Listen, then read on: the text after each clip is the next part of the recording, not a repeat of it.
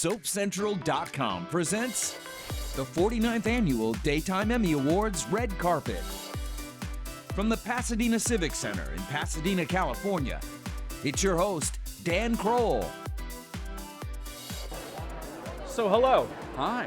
They say it is better to give than to receive. And for 3 years, I've had No way. those sitting at Kroll Manor just waiting for you.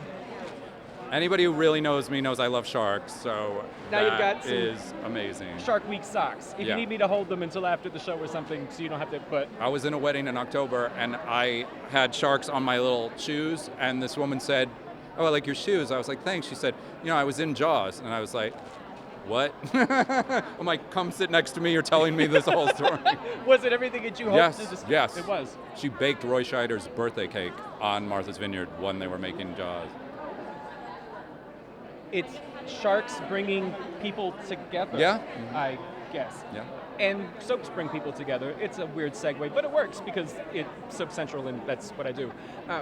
One of the things that we were talking about with some of the folks who came by is I remember in some of the very first daytime Emmys where I was on the press line, some of the folks asking, like Eden Regal, are you concerned that playing a gay character is going to ruin your career?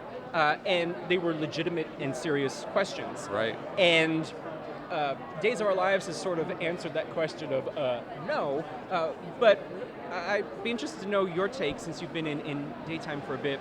How have you approached it differently, or have you had to approach things differently in 2022 than what an All My Children may have had to do in the early 2000s? No, I can still remember when there was apprehension about telling a gay story. And when we told Fish and Kyle, even on One Life to Live, I know someone from the network came to watch their love scene. And I insisted that we give them a love scene because, like any other couple, you've watched them, won't they get together? And when they finally do, you get the payoff, you get the love scene. Right. So I'm like, I'm writing it.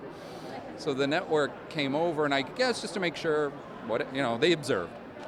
And I go down, and I'm in the booth, and the network person's there, and the director's there, and I look over, and the woman from the network has tears coming down her face because she was moved by the love between the two guys. So it really, it was love is love. And I'm lucky that I've been able to tell some, LGBTQ stories over the years. And we have it currently on Days. We have a bisexual character, which we've never written. We have boy and girl twins in love with the same girl. So we're having a blast.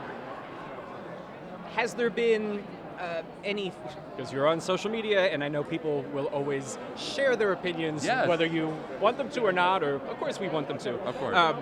But has there been any comments that have come across your Twitter feed that have surprised you? Maybe anyone who has said, oh, wow, like I wasn't thinking about that before, or anything that's just been of note maybe to you? That's been of note. I mean, look,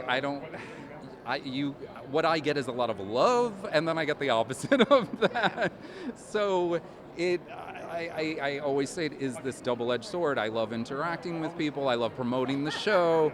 Some people are like, they're not shy to tell you what you're doing wrong. So it's tough. You have to be thick-skinned, but I stay in the game.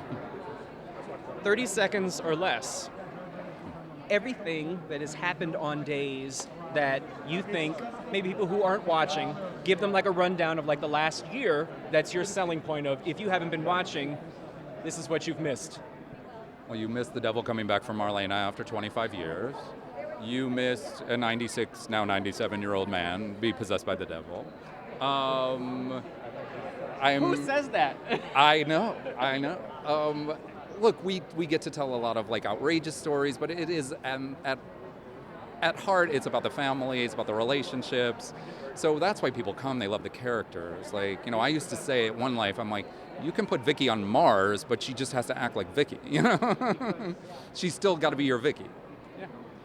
I'm giving people the opportunity, since we've been sort of away from each other for the last bunch of years, to look into the camera.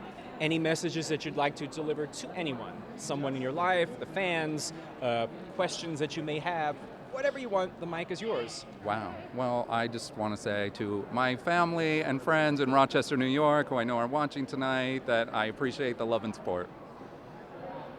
You're invited to Kroll Manor anytime you want to come. Come I'm hang coming. out. I'm coming. I'm going to wear the... There's even a shark floaty you could Wow.